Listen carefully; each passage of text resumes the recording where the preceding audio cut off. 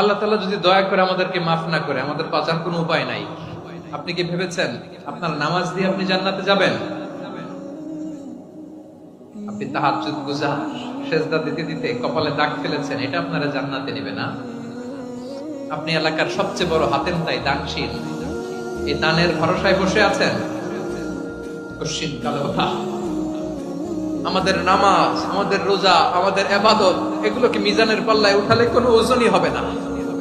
তবে আমাদের একটা কৌশল জানা আছে, আমরা আল্লাহর রহমতের ভিখারি। আমরা সেদিন আগেই গুনার স্বীকৃতি দিয়ে দেব। আমরা বলবো, আল্লাহ তুমি প্রশ্ন করার আগে তোমার একটা কথা বলি, আমারে কিছু জিজ্ঞেস করো না, আমি সব করেছি। এমন কোন পাপ নাই যে পাপ আমারে দিয়ে হয় নাই। তোমার রহমত দিয়ে তুমি জান্নাতে পাঠাবা। তোমার